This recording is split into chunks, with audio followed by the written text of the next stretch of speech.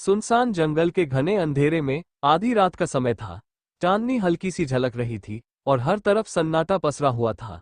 अचानक एक हल्की सी आहट सुनाई दी। महात्मा बुद्ध अपनी साधना में लीन थे, लेकिन उनके चेहरे पर एक अनजान चिंता की रेखा उभर आई। जंगल में एक पेड़ की छाया से एक परछाई प्रकट हुई। वो परछाई धीरे धीरे महात्मा बुद्ध की ओर बढ़ी। बुद्ध ने अपनी आंखें खोली और उस परछाई को देख शांत स्वर में पूछा, तुम कौन हो? उस परछाई ने कहा, मैं एक प्रश्न हूँ। बुद्ध ने गहरी सांस ली और कहा, प्रश्न जो उत्तर चाहता है वो स्वयं उत्तर भी बन सकता है। बोलो, क्या पूछना चाहते हो? परछाई ने उत्तर दिया, जंगल के इस मार्ग में जो लोग प्रवेश करते हैं वे कभी लौटकर नहीं आते। क्या तुम्हें डर नहीं लगता कि तुम भी कहीं खो जाओगे? बुद्ध मुस्कुराए और बोले, जो अपने भीतर का मार्ग देख चुका है वो बाहर के मार्गों से नहीं डरता। पर तुम कौन हो जो मुझे भय दिखाने आया है? परछाई कुछ पल के लिए चुप हो गई।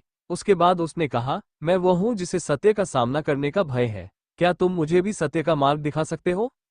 बुद्ध ने ध्यान की मुद्रा में बैठते हुए कहा, सत्य तुम्हारे भीतर है, लेकिन वह तब तक नहीं प्रकट होगा जब तक तुम्हारे प्रश्न सत्य के लिए तैयार न हो। क्या तुम तैयार हो?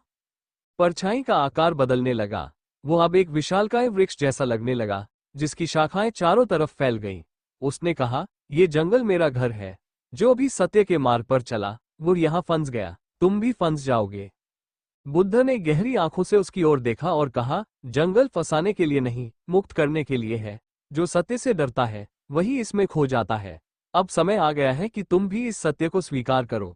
जैसे ही बुद्ध ने ये कहा, परछाई धीरे धीरे मिटने लगी। जंगल की सर्द हवा एक गर्माहट में बदल गई। वहां की हर चीज शांत और स्पष्ट हो गई। ये कहानी सिर्फ एक जंगल की नहीं, हमारे भीतर के डर और सत्य की है। महात्मा बुद्ध की साधना ने यह सिखाया कि जो सत्य का सामना करता है वही अपने डर से मुक्त हो सकता है।